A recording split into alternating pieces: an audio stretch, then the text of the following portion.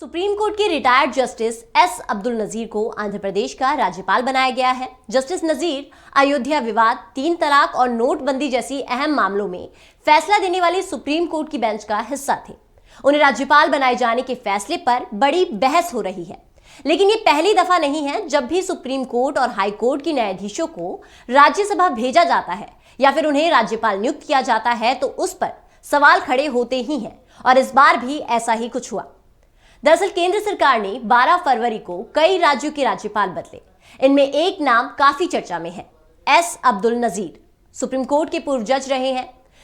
खबरें चली कि राम मंदिर और नोटबंदी के पक्ष में फैसला देने वाले जजों में एस अब्दुल नजीर शामिल थे। आरोप लगा कि चूंकि ये दोनों मामले केंद्र में सत्तारूढ़ बीजेपी से जुड़े थे, इसलिए इनके पक्ष में फैसला देने के चलते ही अब्दुल नजीर को आंध्र प्रदेश का राज्यपाल बनाया गया है। कांग्रेस ने इसे लेकर सरकार और बीजेपी पर निशाना साधा। कांग्रेस ने जस्टिस नजीर की नियुक्ति पर सवाल खड़े किए और पूछा कि न्यायिक व्यवस्था के लोगों को सरकारी पद क्यों दिए जा रहे हैं। पार्टी ने रविवार को कहा कि ये न्यायपालिका के लिए खतरा है। साथ ही केंद्र सरकार पर आरोप लगाया कि जो भी पीएम मोदी के लिए काम करता है उसे राज्यपाल बना दिया जाता है। कांग्रेस नेता अभिषेक मनु सिंघवी ने कहा, हम भी इसी भावना को साझा करते हैं, ये न्यायपालिका के लिए खतरा है। वहीं राशिद अल्वी ने भी झुंझलाहट दिखाते हुए सरकार पर तमाम तरह के आरोप लगाए हैं। आइए सुनते हैं कांग्रेस ने इस पर क्या कुछ कहा। 5 सितंबर 2013 में जेटली साहब ने, जो अब नहीं रहे, कहा था quote unquote, the desire of a post retirement job influences pre retirement judgements, it is a threat to the independence of judiciary unquote.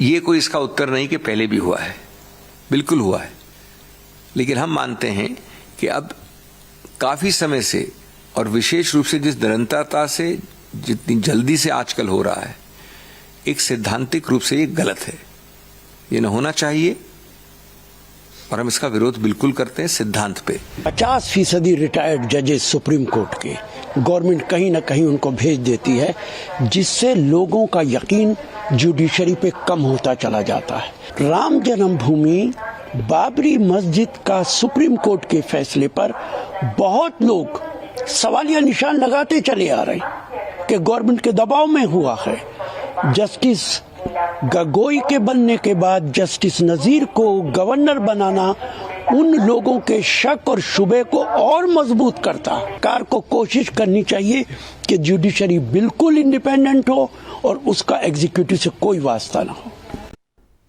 Congress महासचिव जयराम रमेश ने ट्विटर पर पूर्व केंद्रीय मंत्री अरुण जेटली का एक वीडियो ट्वीट किया, जिसमें जेटली को 2012 में ये कहते सुना जा सकता है कि रिटायरमेंट से पूर्व के फैसले रिटायर होने के बाद पद पाने की आकांक्षा से प्रभावित होते हैं।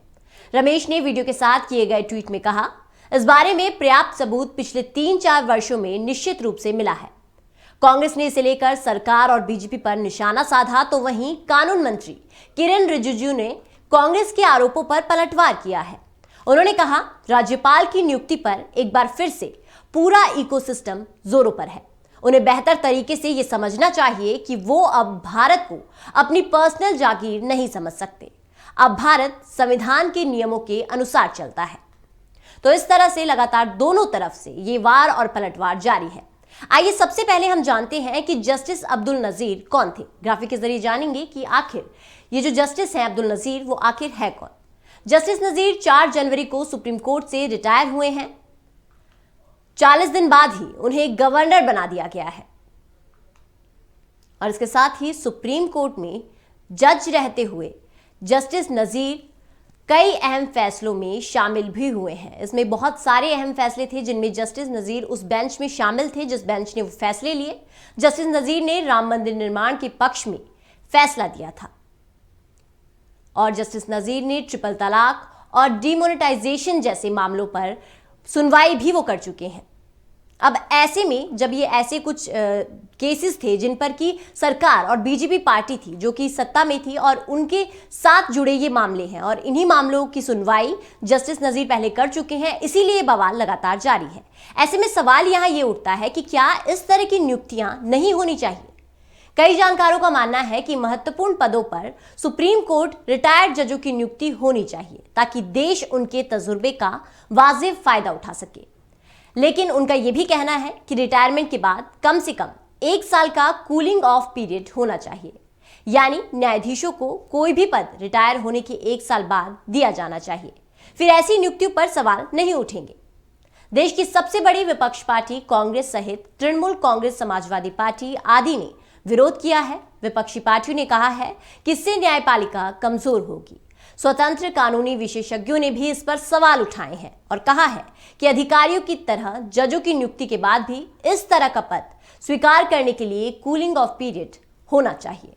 तो जब से जस्टिस नजीर राज्यपाल बने हैं या राज्यपाल उन्हें बनाया गया है, उसके बाद से सत्ता और जो विपक्ष के लोग हैं वो लगातार वार पलटवार जारी है। किरेन रिजिजू ने ये कहा कि ये होगा और यहाँ पर कोई भी किसी का जागीर नहीं है। दरअसल जो भी पूरा मामला चल रहा है, इस पर जस्टिस नजीर ने जिन फैसलों पर सुनवाई की है वो बीजेपी के पक्ष में ही सुनवाई है एक तरह से, जिसके बाद कांग्रेस लगातार ये सवाल उठा रही है कि बीजेपी हमेशा उनको ही ऐसे पद क्यों देती है जो कि उनके पक्ष में ऐसे सवाल, उनके पक्ष में बात करते हैं या उनके पक्ष में ही कोई फैसला सुनाते हैं।